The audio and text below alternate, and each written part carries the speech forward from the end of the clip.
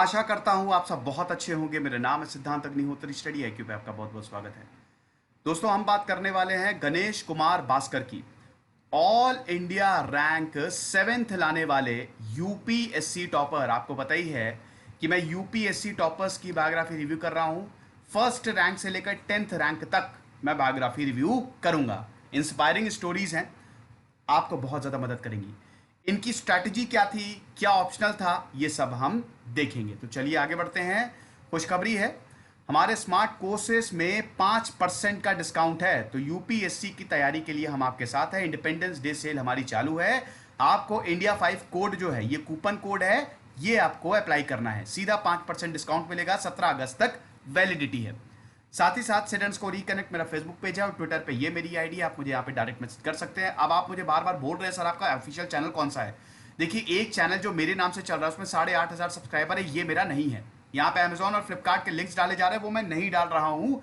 Study IQ की कोई भी फैकल्टी आपसे कोई पैसा नहीं लेती, हमारी सर्विस फ्री ऑफ कॉस्ट है। जहां पे आपको 7.4K मतलब 7400 सब्सक्राइबर मिले, वही चैनल आपको ज्वाइन करना है। ये मैं आपसे बार बार कह रहा हूं। यूपीएससी 2019 का रिजल्ट आया, 829 कैंडिडेट सिलेक्ट हुए। प्रदीप सिंह ने टॉप किया। उनमें से एक है गणेश कुमार भास्कर, ये भी वन ऑफ द टॉपर्स में से एक हैं। ऑल इंडिया रैंक 7th आई इनकी। काफी मेहनत की इन्होंने, बहुत मेहनत की। दोस्तों, मुझे बड़ी खुशी होती है जिनका ऑप्शनल, क्योंकि मैं खुद भी, मेरा अप्लाइड फिजिक्स से MSc रहा है, तो जिनका ऑप्शनल साइंस होता है। यूपीएससी में साइंस टफ है। आप साइंस तभी ले, फिजिक्स केमिस्ट्री मैथ्स पे तभी जाएं जब आपकी पूरी कमांड हो और पूरा कॉन्फिडेंस हो।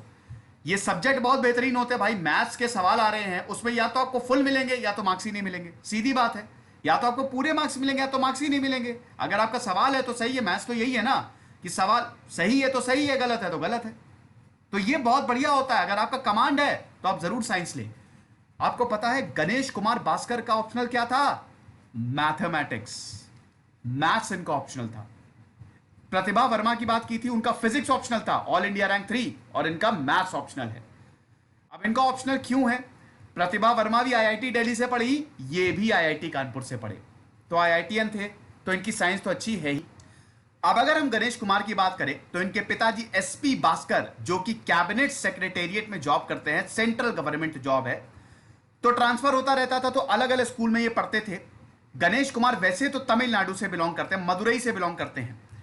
केंद्रीय विद्यालय गुरुग्राम और फिर मदुरई में इनकी पढ़ाई जो है वो, शुरुआती स्कूल एजुकेशन जो है वो पूरी हुई। उसके बाद इन्होंने IIT कानपुर से ये पास हुए और फिर IIM अहमदाबाद, दो सबसे बेहतरीन कॉलेज भारत के, IIT और IIM, तो इंजीनियरिंग प्लस MBA इन्होंने किया। IIT कानपुर से इन्होंने इंजीनियरिंग पास की और फिर IIM अहमदाबाद का एग्जाम दिया, वहां पे ये एनरोल हुए। अब अपना MBA इन्होंने पूरा किया, 2 साल का MBA होता है।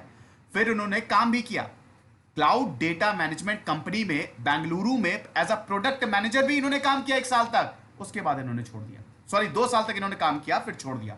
इनको IFS बनना था, इंडियन फॉरेन सर्विस। इनको इंडियन फॉरेन सर्विस में जाना था और ये इनका ड्रीम था। अब इन्होंने अपने सपने के लिए अपनी नौकरी छोड़ी। देखिए, शुरुआत में लोग नौकरी करते थोड़ा फाइनेंशियली भी स्टेबल हो जाते हैं, ताकि जब आप नौकरी करें, ठीक है, आपको पूरा बैकअप भी लेके चलना पड़ता है। तो जब आप नौकरी करें, जब आप IAS की तैयारी करें, तो आपके पास पैसा भी हो, ठीक। तो फाइनेंशियली तो स्टेबल थे, कोई दिक्कत नहीं है। इन्होंने पढ़ाई शुरू की, 2 साल कंपनी इन्होंने जॉब की, फिर इन्होंने रिजाइन मारा और यूपीएससी के लिए तैयारी शुरू कर दी। इससे पहले भी यूपीएससी की तैयारी कर रहे थे ये, लेकिन वो कहता ना, प्रैक्टिस था, पढ़ते थे ये। ऐसा नहीं है कि यूपीएससी की तैयारी एकाएक शुरू कर दी। बेसिक्स इनके ऑलरेडी क्लियर थे। जहां पे इनका घर है नागरकोइल में, वहां पे ये पढ़ रहे थे। लेकिन जो मेन तैयारी है, 2 साल इन्होंने बड़ी मेहनत की। फर्स्ट टाइम इन्होंने कुछ ऑनलाइन कोचिंग लिया। इनका सेकेंड अटेम्प्ट था, आपको बता दूं। फर्स्ट अटेम्प्ट में इनका एग्जाम नहीं निकला और ऑनलाइन कोचिंग ली, लेकिन उससे कुछ मदद नहीं हुआ। तब इनको रियलाइज हुआ, self coaching is the best, self preparation is the best. बहुत बड़ी सीख। अक्सर लोग बोलते हैं सर कोचिंग करनी पड़ेगी, बिल्कुल नहीं।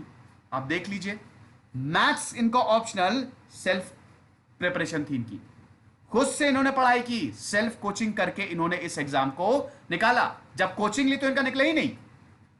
16 किताबें इन्होंने खरीदी, रूटीन बुक्स वही, लिमिटेड रिसोर्सेज रखे, बार बार उसको रिवाइज किया।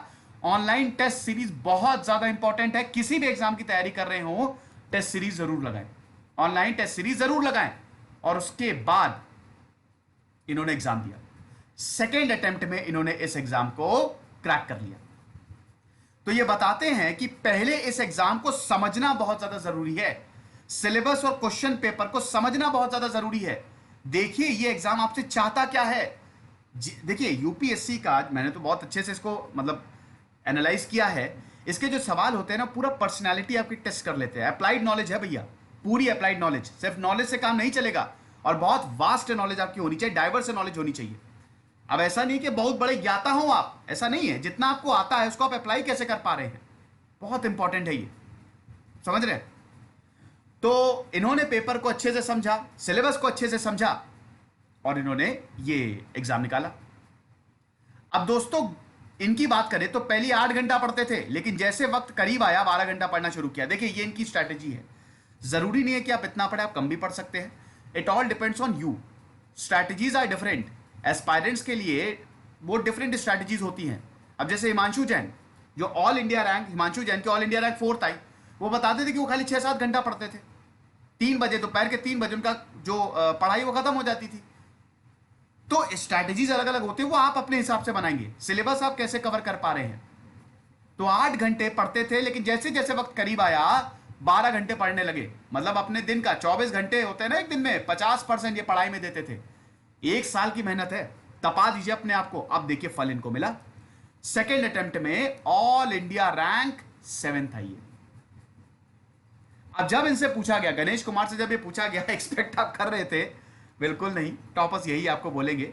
देखिए कोई भी एक्सपेक्ट नहीं करता, निष्काम कर्म कर्म करते जाओ, कोई भी एक्सपेक्ट नहीं करता। जब रैंक आ जाती है तो सब चौंक जाते हैं। ये तो पैनल के हिसाब, पैनल के ऊपर डिपेंड करता है ना, ये तो एग्जामिनर के ऊपर डिपेंड करता है वो कितने आपको मार्क्स देगा।